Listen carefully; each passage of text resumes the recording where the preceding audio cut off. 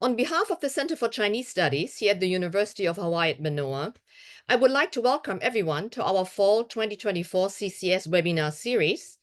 And today's session featured as a book talk on the topic, The Collapse of Heaven, the Taiping Civil War in Chinese Literature and Culture 1850 to 1880, which was published by Harvard University Press in 2024 and authored by our featured guest speaker today, Dr. Huan Jing, Assistant Professor, Hong Kong University of Science and Technology. Her presentation will be followed by an interdisciplinary faculty dialogue between Dr. Jin and two discussants, namely Dr. Emily Mocross, Associate Professor of History at the University of Kentucky, and Dr. Scott W. Gregory, Associate Professor in the Department of East Asian Studies, University of Arizona. A fuller introduction of all three speakers will follow after these announcements. My name is Mingbao Yu, and I'm currently serving as the CCS Director. My home department is East Asian Languages and Literatures, where I teach and research 20th century Chinese literature, film, and culture. I would also like to take this opportunity here to introduce our CCS staff that includes Associate Director Dr. Ni Zhang and academic support staff Ms. Adriana Choi, who will monitor the chat room and assist the audience with any logical queries about today's session. Please note that today's session will be recorded and then uploaded to our YouTube channel, where you can also find previously recorded CCR webinar sessions in case you missed them. Our full CCS webinar program flyer for this semester can be found on our CCS website. If you click on your chat room tool now, you can see the links for our YouTube channel and the CCS webinar displayed there. Today's session is also co-sponsored by the Department of Educational Foundation's College of Education here at UH Manoa. We would like to thank our co-sponsor for their kind support and acknowledge CCS faculty Dr. Bao Yenteng, Professor of Comparative and International Education at the College of Education, for bringing today's book talk to our attention. The last 30 minutes of today's session will be reserved for the Q&A, and we kindly ask that you use the Q&A tool for submitting your comments and questions to the speakers. Don't wait until the last minute to post your comments. Ask no more than 2 questions and keep them concise so everyone can be accommodated. As much as possible, questions will be answered in the order they have been submitted, but we might also synthesize or group together similar questions in order to make best use of our time.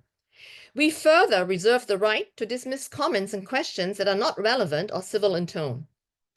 After today's session, you will receive a brief survey, and we would greatly appreciate your constructive feedback. And now it's my great pleasure to introduce today's featured speaker, Dr. Huan Jing, who is an assistant professor in the Division of Humanities at Hong Kong University of Science and Technology. She is a trained historian of literature and culture with a focus on late imperial China, roughly 1300 to 1900. Her first book explores literature and culture centered around the Taiping Civil War, 1851 to 1864, and investigates the profound changes in the late imperial literary and cultural paradigms. She's currently working on several ongoing projects. One investigating 16th century literary novels using digital methods, another one focusing on cultural study of 19th century missionary publications, and a third project explores letters in late imperial China. We are also very fortunate today to have 2 discussants. Dr. Emily Mocross is an associate professor of history at the University of Kentucky, where she's also a member of the Global Asias program. A scholar of Qing Imperial China, her current book examines wartime experiences in and around Beijing during the 1850s. Her first book, published in 2021, is entitled The Peking Gazette in Late Imperial China, State News and Political Authority, and was published by the University of Washington Press. She's currently a research associate at the National Humanities Center. Our second discussant today is Dr. Scott W. Gregory, who is an associate professor in the Department of East Asian Studies at the University of Arizona. He is a trained scholar of Chinese literature with a special interest in late imperial vernacular fiction and its intersection with the culture of print. His book, entitled Bandits in Print, published by Cornell University Press in 2023, concerns different print manifestations of the 16th century work The Water Margins, 水浒传, and the reading practices surrounding them. He has also published on how novels of the Ming Dynasty conceived of their own historical era. He obtained his PhD from Princeton University in 2012. Before joining University of Arizona, he spent 2 years as a visiting fellow at the National University of Singapore. He has also lived in Taipei and Tokyo. Dr. Gregory is currently also co-director of the Center for East Asian Studies, along with Dr. Wenhao Diao. Okay, so without further ado, let me turn over now to Dr. Huan Jing.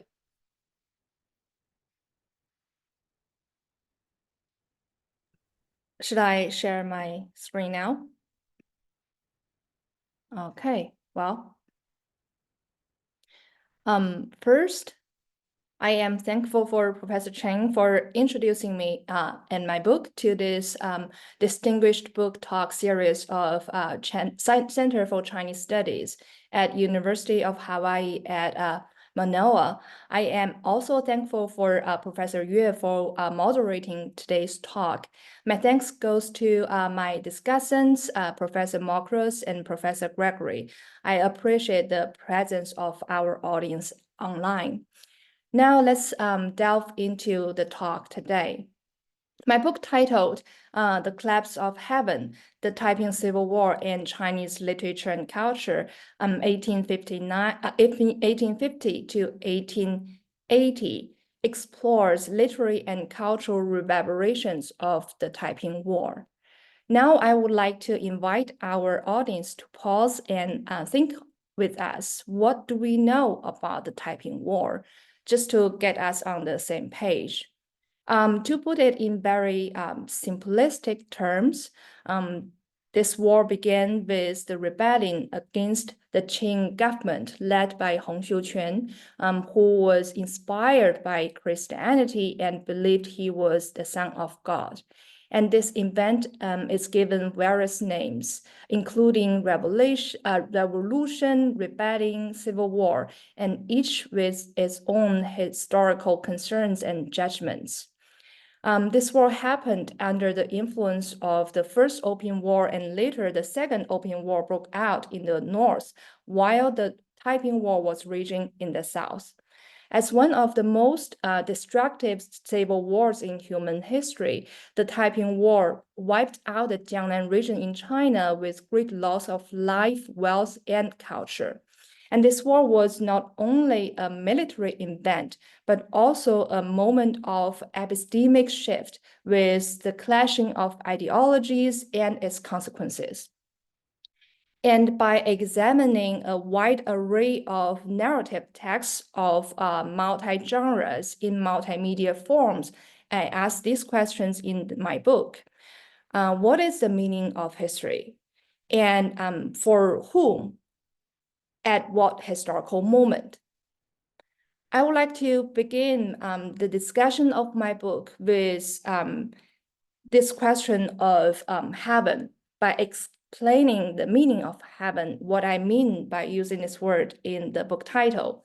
Now, in this book, heaven refers to a range of meaning from the ideal of heaven in Taiping discourse to Qing imperial authority, from imaginations about religious transcendence and immortality to moral and historical certainty. And taken together, I use heaven to symbolize anything that may represent or resemble a sense of certainty or stability during the 19th century.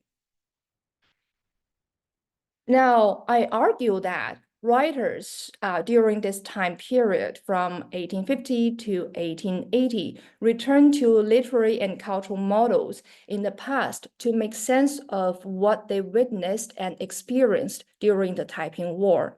However, their recreations of these models that might symbolize certainty or stability only suggest the crumbling of those ideals and beliefs.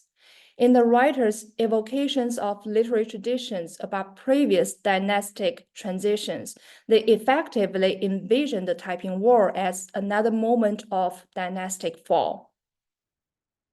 And in their writing, they show how the imperial literary and cultural paradigms began to unravel. And in doing so, they together show the unexpected emergence of new literary paradigms that mark the beginning of literary modernity. My book is divided into two major parts. One is about the clashing ideologies of the Qing government and the Taiping regime, and together with personal meditations on experiences and witness accounts during the war. And the second is titled Making Sense of the Past and the Future. And this part is about literary and fictional creations of the war, such as drama, fiction, and short story. The book has 6 chapters and 3 chapters in each part. Chapter 1, Heavenly Visions, is about the Taiping ideology and the evolvement of the Taiping textual universe. Chapter 2, Revelations from Hell, talks about how popular religion reinvented the Qing ideology in response to the Taiping call. And Chapter 3, Order in Disorder, is what I'm going to delve into today. It talks about personal accounts and memoirs produced during and after the war. And Chapter 4, Traces of History, is on a full-length literary novel that was written during and after this war. And Chapter 5, Violence in Drama, talks about theatrical representations of the violence during the war in the aftermath of it. And Chapter 6, Fantasies, is about short stories published in 1880s that offers a fantastic and mythic vision of the war experiences. Now, roughly, my book follows a chronological order in terms of introducing the text under focus based on their publication date. At the same time, there's also a chronological threads throughout of this book, because I trace back to allusions that could be dated to the 17th century and even the 10th century. And also the texts themselves speak to each other, and therefore there's this a chronological element as well. Now I would like to zoom in on Chapter 3, Order in Disorder, about personal accounts of the war. Now, individuals' historical accounts produced during and about the war can be roughly divided into 2 categories. One category is include accounts in resemblance of official history. And the other category include diaries and memoirs that focus on personal experiences during the war. Now, before I talk more about this case that I examine, I would like to invite our audience to think with me what could diary mean as a genre.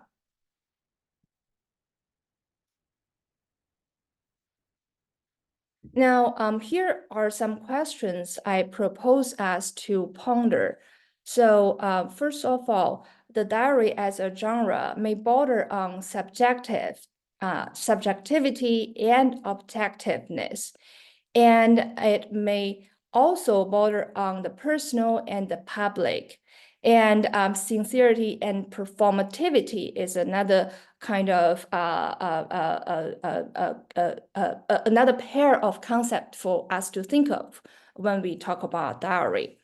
One of the questions that really matters is how to think of diary as a genre that has universal characteristics, because every diarist is different and each diary account is different. I would like to argue that there are some key characteristics of the diary. Number one, it is always first person narrated. There's always an I behind all these accounts given. And number two, there's an intention to conform with the calendrical order and giving all accounts a diurnal rhythm. So these are two essential characteristics of diary. Then the question is, what is the equivalent of diary in the late imperial period? So here are some titles from the 19th century of the accounts and personal, you may call diary that I have chosen for us to look at.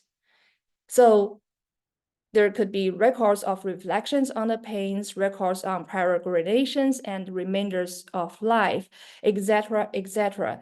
And the first word I mark in blue represents the equivalent of diary in late imperial period, and that is usually records or accounts or daily accounts. In Chinese, it's the character 记.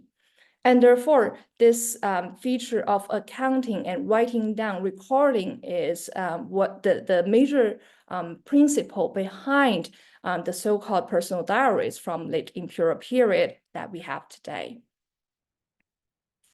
And this is the main text I would like to introduce and talk about at today's talk, titled Diary on Escape from the Rebels. This account ran from 1860 to 1864. And I would like to talk more about its material aspect later on. And so before I talk about the content and the physical form of this text, I would like to introduce the historical context of it. Now, the account was written by an author named Shenzi, who lived in Zhejiang area. And he lived in the Puyuan town that's subordinated to Jiaxing city. And Jiaxing is here, so the accounts or the diary is mostly about the Huzhou and Hangzhou, the upper part of the Zhejiang province today. Now, I would like to offer a brief outline of the historical occurrences during the time period that the diary covers. So on March 4th, 1860, the Taiping rebels invaded Huzhou. And on June 15th, 1860, the Taipings occupied Jiaxing. And on December 10th, 1861, the Taiping occupied Hangzhou, the capital city of Zhejiang province. And all of these historical moments are recorded in the accounts we introduced today. On March 17th, 1864, the Taipings were defeated at Jiaxing. And in August 1864, the Taipings met their downfall, and the Taiping Heavenly Kingdom collapsed. Now, here is a brief picture of the Shen family and what happened before the war to this family. Now, before the war, before the invasion of the Taipings in the 1860 to their hometown, the Shen family composed of the following family members. And Shenzi, who I mark in yellow here, is our diarist today. Now, his father Shen Tao passed away shortly before the war. And when the war broke out in his hometown, he had his mother and his widowed sister Shen Fen living with them. in this household. He also had a pregnant wife and a younger sister unmarried. And his younger brother was was learning about business in Suzhou, and he had two married younger sisters living elsewhere, somewhere else, not in their hometown. Now, after the war ended, only Shenzi and his mother survived this catastrophe. So, and this loss is only a very fragment, like a fraction of the loss of the Taiping War during this decade. Shenzi was a private tutor before the war. However, after the war, he studied at the Imperial Academy and held a position in Beijing. However, he very soon resigned from this position and returned to his hometown, where he worked as an active philanthropist and started the Xiangyun Academy, creating the Baoyuanshan Hall to distribute clothes and medicine among the poor and organize proper bureau for the deceased.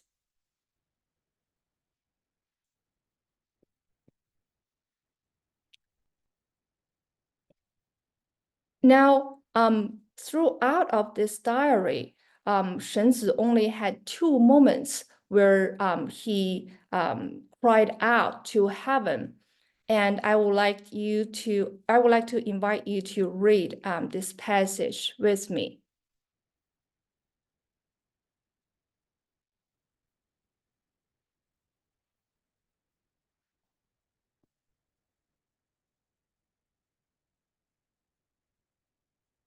Now, the first one dated to September 13th is on the day when he tried to first to get the family members from the household and remove them to somewhere safe for the first time. And as you can see in the description, the weather really was not working to their advantage. And that was a moment of despair. And the second one was from the second time when he tried to remove the family to a even further remote area to avoid the military violence that was happening in their hometown. And this time again, it was raining, and he could not find a boat at first. And eventually, when he was able to, it was not easy to see clearly in the environment. And so these are the only two moments throughout of the diary where he cried out to heaven. And I read this as moments that symbolizing his despair and hopelessness, a sense of hopelessness. And finding that, there was no help that he could seek recourse to during this challenging time. And here, I would like to talk about the materiality of this manuscript. So this diary is composed of paper of various sizes and also different quality. And these paper are pasted onto the back of several volumes of accounts book. And the larger pieces of paper could be as large as an A4 paper, and smaller ones could be as small as an index finger width. And here is an example of how, the quality of the paper is also different. And sometimes the diarist Shenzi does not write an entry in its entirety. He jots down notes and then come back to them and expand on them later on. And here is an example of how he lists the events very briefly in only one sentence.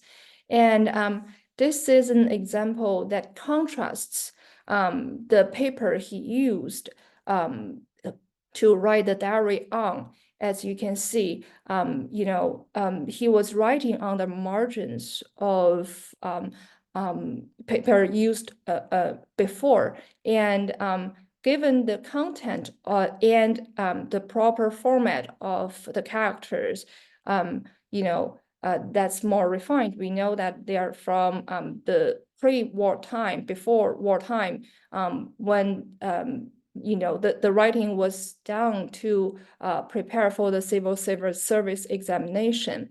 And so this image really gives us a sense of different time layers. One is the before wartime, when literati elections were preparing for the civil service examination. And one comes from within wartime, when you see the diary accounts written in very small characters and jotted down in a rush. And also this piece of paper is pasted onto the back of account book, and this suggests this post-war effort to reconstruct what he had written down during the chaos. Now here is a piece of paper inserted by modern historian who was trying to compile the diary and put it into modern typeset edition that was published in 1961. So the materiality of this diary is really rich and deserves exploration. And here is a comparative case, a diary written on the margin of a French novel by a boy that's found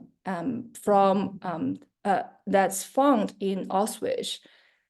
And we can see the material scarcity of writing resources is apparent in both situations. Now I'd like to talk about the narrativity of this diary. So what is a narrative? This is the first question. As many theorists has pointed out, narratives is an essential cognitive tool for human beings. And this is the underlying theoretical concern of my entire book. That is, how do people make sense of this war with narrative of various forms? And today I'm going to demonstrate it with this case of the diary manuscript.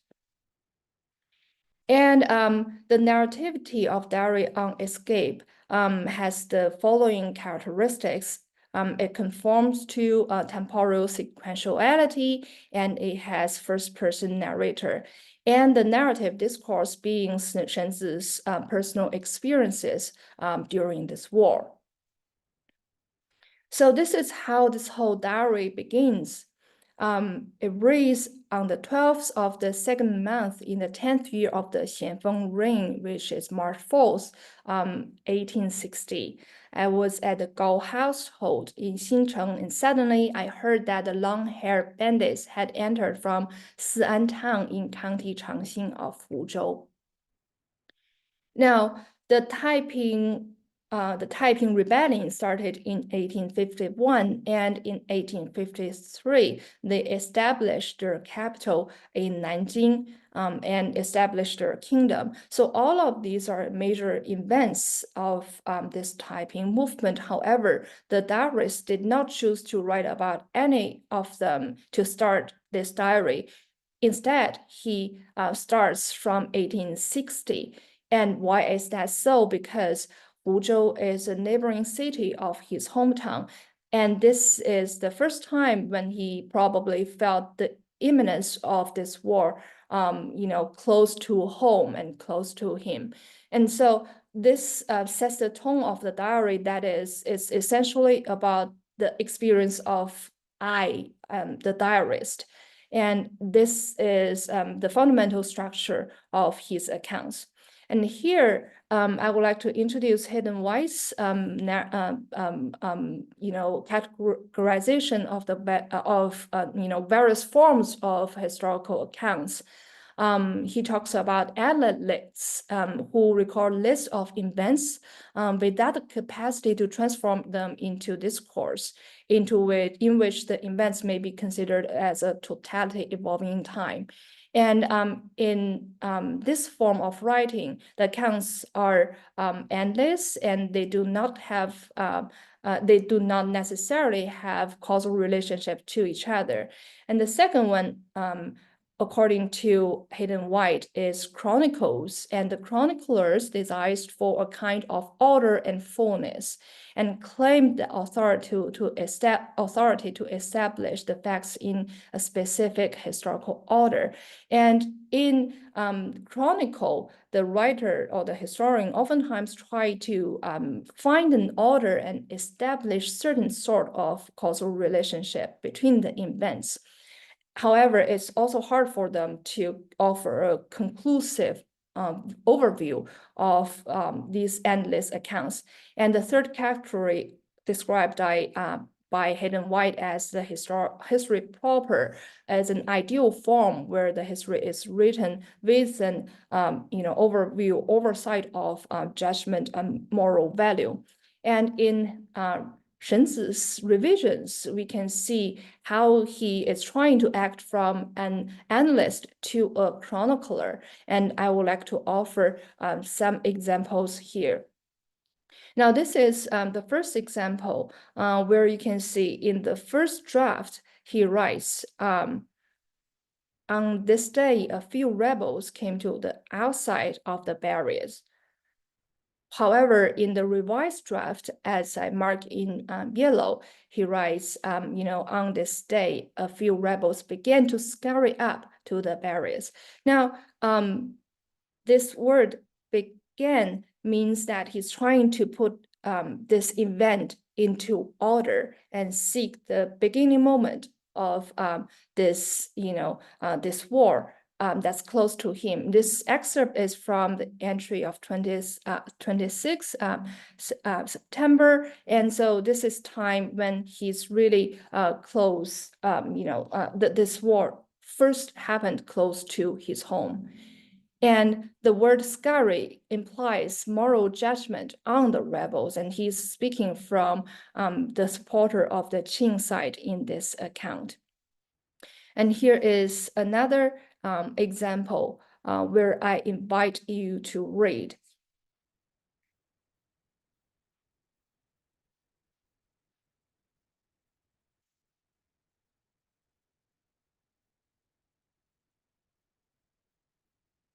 Now, as you can see, again, he's trying to mark the beginning and looking at the beginning moment of this event that he's witnessing. That is, the refugee boat began to gather, and people, or especially women, were begging on the bank.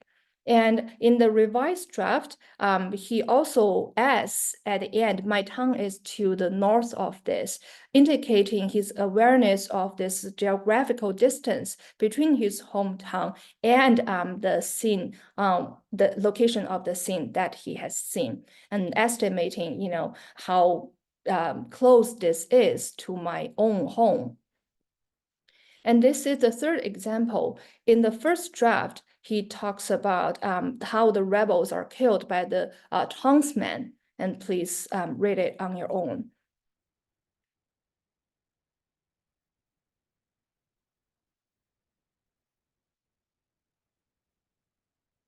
And in the second draft, he talks about the same event, but he adds one character only, which means and so, and therefore. So he's establishing a causal relationship of these two sentences. And where is this fragrant ocean temple? It's marked here in yellow, and this is a picture of the town's map. And this temple is located at the center of this town, so it became a place to display violence. in this account by the villagers imposed on the Taipings, but later on also by the Taipings and the Qing, the Qing soldiers. And therefore he comes back and said, and from then on, this place became the killing ground. And this example is shows how he imposes, self-censorship when he revises previous drafts. So this excerpt is from January 5th, 1862. And the background of this, entry is that he came across a Taiping soldier who has a medal on his wrist, and on the medal it reads, "The Manchu fled and the blessed triumph," marking probably the victory of the Taipings in conquering Hangzhou. And the blessed Fu in the Taiping discourse means God, or those blessed by God, and therefore it means the Taiping forces. And so it's a celebration of the Taiping victory won by this Taiping soldier. However, in the revised draft, he changed these characters to urgent affairs, which is very vague and ambiguous. And I think highly likely he's trying to stay away from trouble from the Qing censorship after Qing restoration of order. And in the study of psychology, there's definition of trauma as a psychologically distressing event outside of the range of usual human experience, involving a sense of intense fear, terror, and hopelessness. And I would like to give one example to illustrate how he expressed his traumatic feelings in the revised draft in hindsight. So in the first draft, in this instance, where he was trying to look for his younger brother and ask for help from his cousin, but was refused by his cousin, who was going to a bridge to see the dead people from the bridge. And so he felt very frustrated. And at first he wrote very simply, "I was on the journey by myself." Whereas in the revised draft, we can see how he really vents his, hopelessness and resentment, and this, feeling of not being helped when in the moment of need.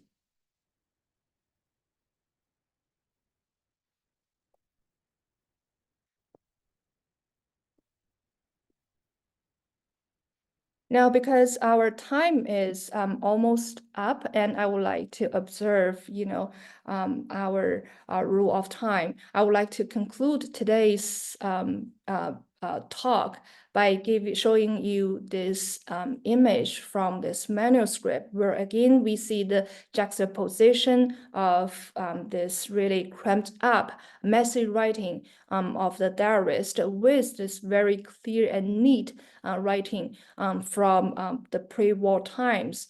And what's written, with this clear character is from the Analects. And it reads partially as the superior man has neither anxiety nor fear. When internal examination discovers nothing wrong, what is there to be anxious about? What is there to fear? And I think this forms a very interesting contrast of, this not only in terms of materiality and the appearance of these characters, but also of the content.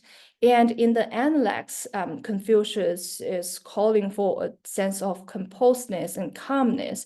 And here, anxiety and worry is something to be calmed or to be subdued by a Confucian scholar. And that is precisely what the diarist was trying to do in writing his accounts.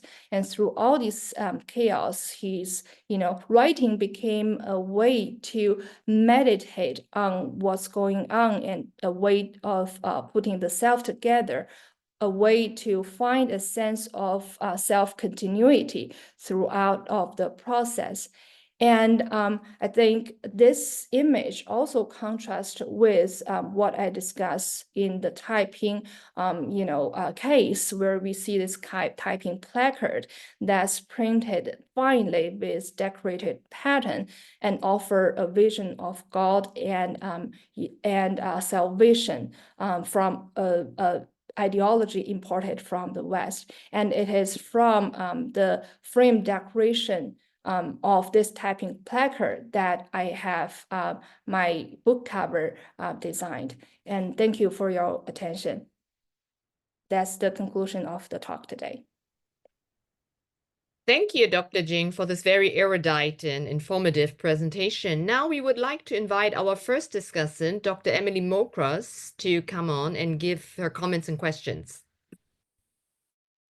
Thank you so much, and thank you to Hwanjin for inviting me, and to University of Hawaii for having me as a discussant today, even though we can't all be in Hawaii. So I've been following this project for years now, even before I began to myself work on the Taiping War in earnest, and so it's really exciting to see it in published form.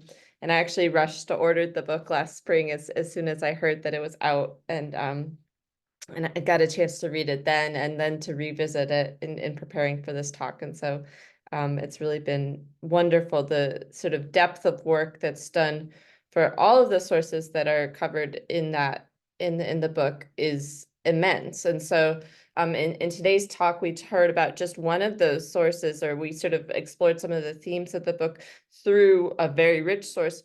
But in fact, we see, the unpacking of proclamations, of stories, of poems, of dramas. All of those are done in really meticulous detail through that book, and really should be applauded. We look at the Taiping War here through a variety of media literary forms that are produced in wartime and also post-war contexts, and they react to the war's ideologies, to its main characters and its events, right? Both kind of on a personal scale and then on kind of a broader sense of received information. And what I see here is that in both sides of the war, right, I think this work is unlike many others in its in talking about sources that are produced on the Taiping side, as well as those that are sort of postured as orthodox, right? And putting those together, and we can disaggregate then that kind of dichotomy, making them both more complicated than they seem at first, multiple strands of perspective and influence. So there's really important disjunctures in form and in circulation theme, and also some surprising continuities. I just wanted to point out what I see as one of the major strengths of this book, and I think it was really on display in the talk, is Dr. Jing's ability to combine approaches from literature and history, particularly book history. What I really mean is that here we have no consideration, no text is mentioned without its material context, without the idea that it actually was a thing or many things that were put together, right? And sometimes the context of creation is most relevant, sometimes preservation, and sometimes circulation. So the fascinating inquiry into Shenzi's diary makes clear that even though this text exists in modern typeset edition and has since the 1960s, our awareness of its fragmentary yet composed original manuscript helps evince the diary's journey to creation. Almost always these modern typeset editions appear more coherent and unitary than their fragmented originals. A close view at the way that Shenzi made changes and amendments shows a process of trying to make the diary more concrete and detailed, rather than showing his growing distance from past traumas, which is an interesting aspect. In other words, the initial vague diary entries created a framework for Shenzi to flesh out and retool, process perhaps more divorced from the immediate and traumatic process of recollection. In Dr. Jing's approach to this, we can see joint inspiration for book history and memory studies. Studies from 20th century European wars and the Holocaust loom large as inspiration for theory. But this careful book history approach is everywhere in the book, in Collapse of Heaven, if we care to find it. The first two chapters counterpose edicts, or what we could call edicts, created to justify the Taiping cause on the one hand, and delegitimate it on the other. These also have multiple examples of this combination of sort of disjuncture and inheritance in their form. For instance, the typing strategy was to make sacred text commonplace, less revered objects than ubiquitous. Their distribution of written propaganda was unprecedented in its bulk and scope, and seemingly took major inspiration for the so-called information war waged by Protestant missionaries in their approach to South China, and indeed the wider maritime world of Southeast Asia in the early 19th century. I thought that was a really remarkable point. We also see that the stories, poems, novels, and plays profiled here borrow much from literary, cultural, religious themes of the past, and there's an important comparison between the Qing conquest and the Taiping War. But I also saw more emphasis on disjuncture than continuity. For example, there's a supposedly orthodox edict, Miraculous Proofs of the Sacred Edict, which seems to resemble much more popular morality texts than the imperially derived Sacred Edict. So both the typing and the anti-typing texts rely on a dualistic heaven and hell motif that seems to circumvent the power of the imperial system and draws far more from popular literature and religion than they do from either Neo-Confucianism or Christian scripture. I found this argument nuanced, convincing, and fascinating. I wished I could hear more about the complete irrelevance of the imperial system and the emperor in the story of the fall of a dynasty, right? Or the sort of putative fall of a dynasty that doesn't actually fall, right? The lack of attention to Beijing and the lack of centrality to the sort of pivot of the realm is just simply remarkable. And so I'd love to hear more about that. And that's a personal interest of mine that I've been thinking a lot about. But I think it is important. And so I just wanted to ask a couple other questions that are related to this idea about placing us within the realities of cultural production during and after the Taiping War. So I'm really interested in these mid-war reckonings with the war, which you really elegantly call writing from within war, which I really like, and which I coined myself. And so I wanted to know more about the circulation of contemporary news and information that informs authors. So the diary that you profile, but also the novel, Traces of Flower and the Moon, things that are clearly based on sort of not solely firsthand experience, but an amalgamation of sources. I was thinking of the story of the fall of Nanjing, which is included in Xie Jiehe's account. And that account was, I believe, already for sale in Beijing in 1857, right?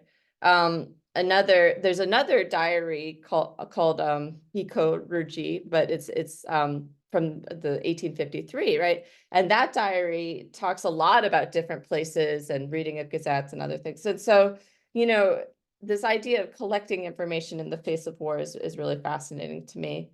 And sort of thinking about them placed as not just receiving information, but also receiving cultural trends is the uptick of Confucian orthodoxy that was on display in the post-Taiping era, especially advanced in Zheng Guofan's regime. So to what extent do these personal writings buy into this orthodox revival, which was so insistent on individual morality, right? The emphasis on individual morality in the face of chaos of war. In the sources that you see that are post-war, is there a sense of change over time with this? Does it fade out? And let's see, I know that I should wrap up, but I did want to ask another question, which is again about place and environment and the landscape, right? And so, as you know, in the overlapping wars of 19th century China, environmental decline and infrastructure destruction are as significant dislocating forces for ordinary people as military encounters. So are there motifs of destruction and collapse that take place in the landscape that are especially highlighted in the literary sources that you look at? In their invocation of scenes of war, are there specific places that tend to stand in for wartime experience? Does this relate to this kind of emergent symbolism of war for Chinese experience that you hint at certain parts? And so in general, I would love to hear more about this kind of sense of space, because you've done so much to talk about time and sort of chronological and achronological aspects of time in your work. And I think I'll stop there because I've loaded you up with questions and I have a lot more, but congratulations on this book. Thank you so much, Dr. Murkos. Now we would like to invite our second discussant, Dr. Scott Gregory, to share with us his comments and questions. And after that, I would encourage our speaker and the discussants to dialogue, and perhaps, Dr. Jin can respond to some of these comments. Okay? Dr. Gregory? Hello, I don't seem to be able to start my video. Oh, Do you need to turn it on your end or something? yeah, it would be good if we could see you, but if it's not possible, I guess we just have to I got it. listen. Oh, you Okay, got it. We got it. there Thank we you. go. Can you hear me? Anyway, I'd like to thank Dr. Jean and the Center for Chinese Studies at Hawaii for inviting me to be part of this event and talk about this wonderful book, The Collapse of Heaven. It's really an honor to talk about it. And in this book, Jean argues that the extreme violence of the Taiping Civil War, and that's the term that she uses, caused old literary and cultural paradigms to unravel, in her terms, making way for what she calls new modes of sentiment and expression that mark the beginning of Chinese literary modernity. And by the way, I just want to note there that that was a direct quote from her book. I just wanted to mention that something that's not acknowledged enough, and that this book, Dr. Jean is a very good prose stylist, and the book is a pleasure to read, just in its style, in addition to its very rich content. So at the same time, of course, these older discourses did not just simply disappear. Rather, to a degree that was surprising, at least to me, these earlier discourses were shattered and reconfigured to meet the challenges of the recent past, the present, and the anticipated, or maybe we should say dreaded future. And this book is a rich study of a historical moment that examines an astonishingly wide variety of texts. As Dr. Jean just explained, is divided into two parts. The first part being competing visions of heaven and hell, and the second part being making sense of the past and the future. And in the interest of time, I won't detail all of the different types of documents and texts that she uses. She just explained that herself. But I just wanted to note what a wide and rich variety it was. So I'm coming personally from the standpoint of having spent the last few years working on the print culture of an earlier time, the Ming Dynasty. So coming from that end of the of literary studies, I was really struck by the relationship that Jean has in her book to empirical authors, and with well-known concrete biographies and facts from diaries, as she was just talking about, that she had the opportunity to work with in this study. And it was interesting to me because I saw that the trauma of the Taiping Civil War only intensified what I think you could say is an already underway biographical turn in the Qing Dynasty, or in Qing Dynasty fiction. The phenomenon that brought us from earlier works like The Water Margin and Three Kingdoms to Qing Dynasty works like Dream of the Red Chamber and The Scholars. My personal interest in long form fiction of the Ming Dynasty, by contrast, was due to the lack of empirical authors, or maybe I should say the irrelevance of empirical authors. A work like The Water Margin, which I personally studied, could be endlessly repackaged and reinterpreted with very little concern by anyone for so called authorial intention. And to ground a work historically, when we're talking about that sort of text, we have to turn to other types of empirical figures related to particular editions of the text, such as publishers and readers who may have commented on it, or people like that, and try to reconstruct the social networks around them. And we can also turn to paratextual materials, which were extremely common, such as prefaces and commentaries. And sometimes in the late Ming period, of course, those were written in the voice of a real life person, such as Li Zhuowu or someone like that. But since the attributions are not always reliable, I personally called these voices, I use the term paratextual characters. They're paratext, but they almost function like characters in the text themselves.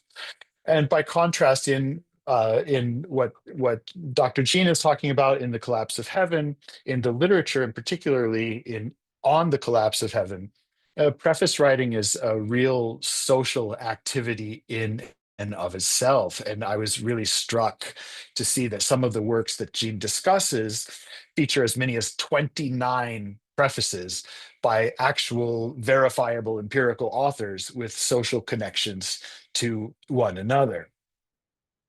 But it should be said that just because a text has an empirical author or is in a personal voice does not mean that it's completely, quote unquote, original. The post-Taiping texts feature reappropriated fragments of earlier cultural phenomena that are repurposed to fit the current moment. And this is something from a literary perspective I thought was really fascinating about Dr. Jean's study. In an age of so much rupture, there was still much looking back to previous models. And the Ming-Qing transition looms large in these texts, as does the Anlushan rebellion in the Tang to a lesser extent. But also there's the repurposing of the late Ming discourse around Qing. For example, the author of The Traces of Flowers and Moon, which Dr. Jean writes about, for example, borrowed heavily from Dream of the Red Chamber and Unofficial History of a Female Immortal. And this author also composed a poem about his own novel that consists wholly of lines from poems by Li Shangyin, all woven together into a new poem. And so this degree of intertextual pastiche seems to me very late Ming-esque somehow, but here it's put to a very different purpose, and that's something that I thought was really fascinating. And as for violence, the violence of the Taiping Civil War seems more ontological than some of these earlier texts, with nothing less than heaven at stake.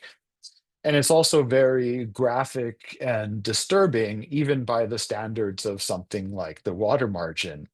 I think that's because this violence that these post-Taiping writers are talking about comes from personal experience. It extends to the family, and at the same time, it's a metonym for the polity. This personal experience element and the massive shared cultural trauma really drives this violence home. By contrast, the extreme violence of texts like The Water Margin or something like that seems almost cartoonish, with neither the specificity nor the immediate larger cultural context, the shared cultural context. The earlier violence of those kinds of texts seems to surrender itself to more broad allegory more easily than these personally rooted post-Taiping texts. However, I think there are some parallels between the discourse of some of what I called paratextual characters in different forms of the water margin. There was a need among them to justify the rampant violence in the water margin bandits in political terms, So in those commentaries on the water margin, they were portrayed as either the bandits were portrayed as either lashing out at an unjust dynasty, or even more crucially as artistic representations of similar frustrations on the part of the author or authors. But at the same time, even with those frustrations, those political frustrations that are supposedly expressed, there's never the idea to overthrow the very idea of a dynasty under heaven itself. When people are making excuses or justifications for the water margin ban, they're saying that they are justified because of the excesses of the dynasty. And the water margin band themselves are famously claiming to act on behalf of heaven, 替天行道. And in the longer versions, at least, they capitulate to the Song emperor. And of course, media and print culture also play a large role in Dr. Jean's book. And she knows how woodblock printing was used both for proselytizing and for the creation of communities. And my personal take on that is it seems somewhat ironic that later modern printing technologies created a professional class of writers who could then share their own very personal experience and despair through mass media, books, magazines, and newspapers, and that these media would shape the way that authors would express their sentiments. So, all in all, as someone who works on the Ming Dynasty and often is called upon to teach kind of large survey classes and things like that about traditional China or Chinese civilization, you're often left with this feeling of, where did everything go?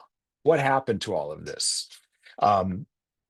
And Dr. Jean's book, The Collapse of Heaven, really helped me think through those problems and think through the transition from early modernity, I guess you could say, to modernity, or think about that process. If we're going to leave with questions for Dr. Jean or for each other, and this just occurred to me as she was talking and as she was being introduced, and I noticed that she has an interest in digital humanities and materiality. I was wondering, I would really like to know, uh, I believe that the photos in her in Dr. Jean's presentation were taken by herself. I was really interested to think about what it would be like working with those different types of materials, and how in this sort of digital age we might replicate the experience of different versions of the same text through digital tools and things like that. So that's just something that just occurred to me right now.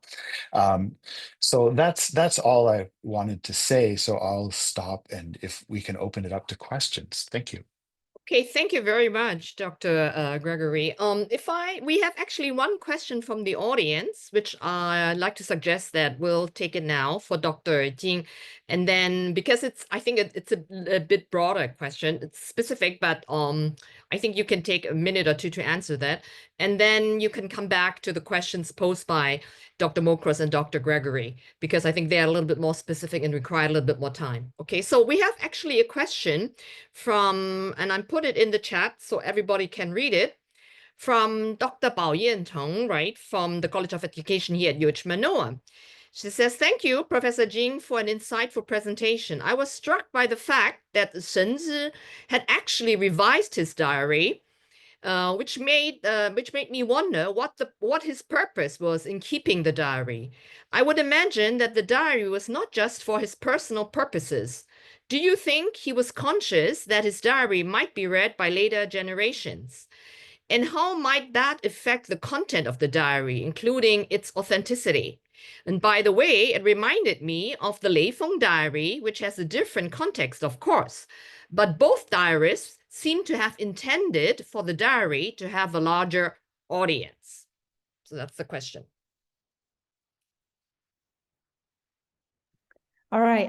Thank you very much for all your insightful comments and questions. And I'm eager to continue discussion with both Professor Macros and Professor Gregory. And before then, thanks also to Professor Cheng for this wonderful question that I didn't have time to cover in my presentation. Yes, Shenzi did have a purpose in keeping this diary and preserving it, and then probably for distribution for the or left for the prosperity. And there's distinctions he's made in his own accounts. The books, book images I showed on the screen has two titles. In fact, one is 北山笔记, miscellaneous notes from the Northern Mountain Studio, and the other one is diary accounts on escape from the bandits. That's what I use in this presentation and also in my book. However, I do think that he's making a deliberate intention to divide two kinds of accounts. One is the miscellaneous notes that's more private, that has more accounts of his family members. And at the time of the war, he was in fact the only male household, person responsible for all the female members in his family, and had to gather resources and food for the entire family. And how he met these challenges and his struggles that I showed with some of the entries here can only be found or put into the miscellaneous note volume. And in the volumes titled 闭寇日记, the accounts on escape from the rebels, however, it's more about the public realm, what he has heard about the development of the war and what he did on the local level to intervene in some instances. So I think he has a clear agenda while compiling these texts. And I also think that he has different persona in writing these accounts. For the miscellaneous notes, he doesn't really, position or show himself as a historian. But in the diary accounts from the rebels, the 闭寇日记, he and some entries with Shenzi, Master Shen, which is similar to what we see in records of the grand historian, where there is the historian's comments offered at the end of an episode where he tries to make a moral and political judgment. So I think this is a great question. And I do think that there's, different degrees of effects that's left on the edits that he's done. Thank you. And now I would like to, respond to Professor Macros and Professor Gregory's questions. And thank you so much again for your wonderful comments and questions. So I'll, take Professor Macros' questions first, maybe. What I took from your questions are mainly two parts, and please, let me know if I, was right in jotting down my notes. And the main questions, number one is, the information circulation. I know you're an expert on this, and I would love to, share, my thoughts on this with you. And so from what I read, especially in the diaries and memoirs, I think people gathered information during the war from rumors a lot of times, especially in the war-occupied regions. And in Shenzi's accounts, you see this a lot. And he also comes back to verify the rumors and make corrections of them. And sometimes he also establishes a development of an event based on what he has heard from others and what he has noticed in his environment and what he had seen, in the past few days, and then reason and reach a conclusion of how did things happen in this way. And so rumors is one source, and in the Taiping occupied region, they also use placards, and the Taiping placard I showed was only one of the cases, and apparently the Taipings made many placards. And sometimes, in Shenzi's account, he also keeps record of the content of the placard of the Taiping that he's seen, a complete content of the placard. And so that's another channel. And I think in Traces of Flowers and the Moon, they talk about Dibao, and the writer was traveling in the north. So I think he has still access to this, official channel of information. And there's also accounts and diaries that were circulating, I think, somehow between regions. And I know, Professor Marcus, in your, in the book you are preparing, the second book you are preparing, you talk about Xie Jiehe as well. So I was really glad that you noticed this too. So these are the sources that came to mind now, and I would love to, talk more about them if you have any thoughts and, on this question. And the second question Professor Marcus asked was about the place, right? How to think about place during this war. And this is a great question, and it's really inspiring too. I think in the case of the Taiping War, what makes a big distinction is the regions occupied by the Taiping and the regions not. And the boundary between these two really fluctuates, even in the southern part of China. And so I think that is one factor to take into consideration. And I know you're working on northern China, in the 1850s to the 1860s. Roughly, and please correct me if I'm wrong. And I know that development of this event and perception of it in the north is really different compared with that's in the south. And I do think that the memoirs and diaries that I draw upon mostly from the south. Even though sometimes northern officials also talk about what they've heard about, from others, about the occurrence of the war in the south. And I think one interesting example in my book is the case of the writer of Traces of Flowers and Moon, because he really was traveling from the south to the north, and then he returned to the south. So in the bulk of this novel, he writes about how he was stuck in the north. And and from there, he really couldn't get much information from the south. He only received the news of the misfortune of his family after months of this event, and his home was in Fujian province. So I wonder, I hope that could be an example that illustrates, how this information might, have various information channels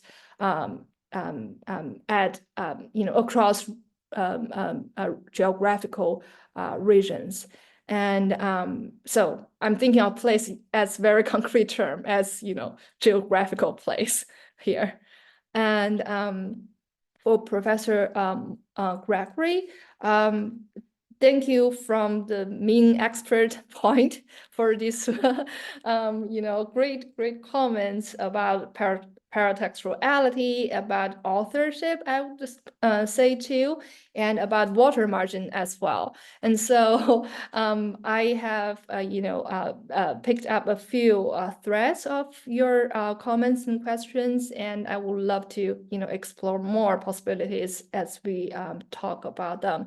So one is your comment on the paratextual materials of the cases that I discussed. And I do think they make a very much difference. And some of them have imperial authors that we can identify, and some of them has less clear authorship, especially the Taiping publication and the popular religion publication. And so I really try to gather the information of the imperial authors for those texts. But I think I came across the similar kind of situation as you did in terms of water margin, because there's no way that I can identify who did indeed write these texts. And for the Taiping case, I think it's more like a declarative authorship. We do not know whether these texts were written by Hong Xiuquan or other Taiping leaders, even though they signed their names. But they also, we know, have secretaries and officials issuing and editing texts for them. And for the Qing, popular religious texts, we have even, more troubling situation. That is, no one wants to associate their names with this text. So we have pseudonymity, pseudonymous authorship associated with that text. So I think, this paratextual characteristics or paratextual, construction of so-called authorship is really a perpetual question threaded through the imperial period for literary creation. So that's one of the response from the 19th century to this question. And the second one is on water margin. I'm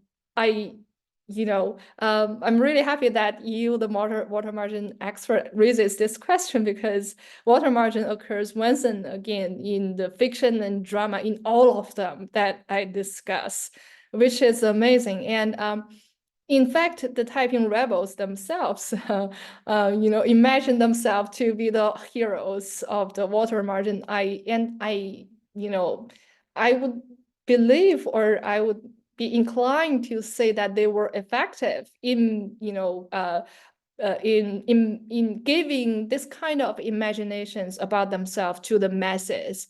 In terms of mobilizing them and evoking their sentiments, more so than the political, demonstrations or dictations. And we see water margin comes back once and again in the 20th century as well. So, the charm of this text really is like long-lived. And for the fiction, drama, and short stories, and in each and every one of them, this text comes up again to make sense of the violence. And I think for the 19th century authors, the trouble is when the violence is so close and so personal, how could they use water margin to configure their own traumatic experiences? And that is the challenge that they couldn't fully meet. And water margin couldn't, I would say, fully answer their dilemma. And therefore, I think this gives the opportunity for new modes of expressions to arise. And that's what I mean by literary modernity.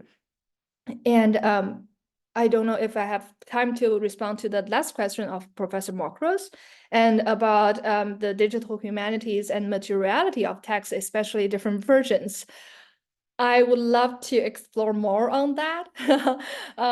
And I think there's right now new ways to, digital ways to detect manuscript writings. And I do not know whether they can do, refined work in comparing different editions. And if there were, I would be as enthusiastic as you probably are. And so that would be my response to your question. And we actually still have a little bit of time, and I would like to invite Dr. Mokros and Dr.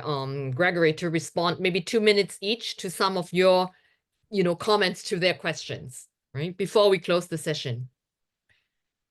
Dr. Mokros, do you want to respond briefly? Oh, 2 sure, minutes, I do. Dr. Thank you so Gregory? much. Yeah, I appreciate your responses. Dina, I think that, the sources that you mentioned are familiar to me, and also those types of ways in which they're blocked at predictable times, blocked from the north versus blocked from the south. And the idea of people actually getting information from typing placards is something that, doesn't really happen in the north, right? But the typing that come to the north are certainly associated with carrying texts, right? And so people who carry texts that are yellow, right, they're all suspect. And so I can see that as a material sense.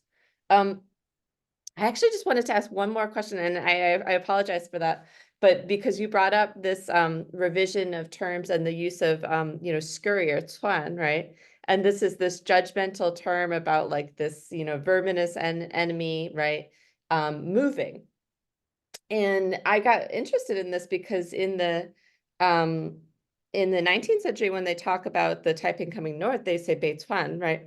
But then in the 20th century, when the Taiping becomes something interesting, they say Beifa, like Northern Expedition, right?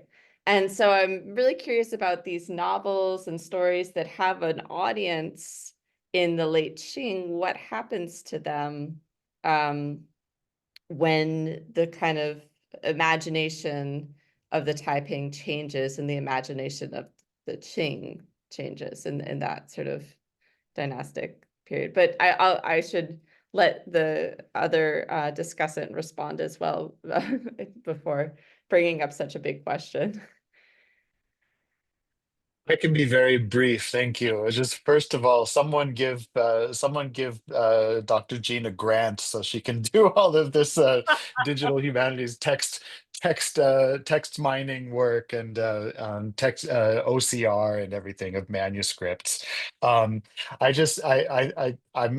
glad if my water margin centered take on your work is helpful, especially because it's really interesting the way that what you were just describing. It kind of reifies the main point of the book, that these and that my takeaway, that this kind of culture was falling apart but didn't disappear, and it was fragmentary and reconfigured in different ways, more than I would have expected. And it sounds like, to use a kind of broad term, it's not only the main culture that happened with, but the counterculture, if you will, as well, right? The water margin tropes just aren't cutting it anymore as metaphors, so they need to turn to something else, no matter how appealing they might be. So thank you for that. That's a really, really interesting perspective. I'll let you go back to Dr. Makros's question. Yes, Dr. Jing, you have two or 3 minutes before we close the session. Yeah. Okay, well, thank you for your responses. Wonderful, wonderful. And for Professor Mokra's question, thank you first for this note on how Taiping suspects was carrying the yellow text up to the north. And I would like to, talk to you more about it, because that's a very intriguing, piece of evidence or information. And your question about this Beifa. And in the 20th century, how and when did this word change? Honestly, I don't have an answer, and I'm curious about it. And I suspect it's after 1911. And I think it really has to do with political imagination of the Taiping War, which was changing throughout of the 20th century at different places. And in general, I think because this anti-Qing propaganda that the Taipings were delivering, they were welcomed by both the Kuomintang and later on the CCP too, for slightly different causes. And in terms how personally, how individual writers think of the Taiping War, I think I would like to write a sequel on that based on the resources I've gathered. And I'll give you one of the examples of Lu Xun, a well-known modern writer, right? And he, in one of his essays, talks about how he was, really scared when he was a child from listening to the, caretaker stories about the so-called Changmao, the long-haired bandits, referring to the Taiping rebels. And he's not the only modern writer who, talks about their childhood memories of, stories they've heard from others about the long-haired bandits. And so I do think that this memory of the Taiping War really, continued as second-generation memory and then second-hand memory. that, formed a component of, the modern writers' reservoir of resources and memories as well. And of course, later on, we had literature in translation, and then, exchange, and more wars, and, more political disturbances that came into China. But I think the influence of the Taipings hasn't been really explored as sufficiently. And I think that's another project that I may put a pin on in the future. Thank you. Thank you. That's so fascinating. Unfortunately, we're running out of time and I have to cut off this fascinating discussion. But before we close today's session, I would like to announce our next CCS webinar that will take place in December 5 on the topic, How Accountability Shapes the Performance of State-Owned Enterprises. And the featured speaker will be Dr. Yi-Fan Tong, who is an assistant professor of finance and real estate at UH Manoa, and details will be followed. So to conclude our session today, then please join me in a round of applause to thank our guest speaker, Dr. Huan Jing, for the erudite and informative presentation on a fascinating book, and I hope everybody will go out and buy a copy of it. And our two discussants, Dr. Emily Mokos and Dr. Scott Gregory, for their insightful and pointed comments and the subsequent inspiring dialogue between all three. I've learned a lot on this fascinating topic. Many thanks to all our audiences for your attendance, your questions, and please remember to fill out the short survey. And until our next CCS webinar on December 5, have a good day. Goodbye, everybody. Thank you. Thank you.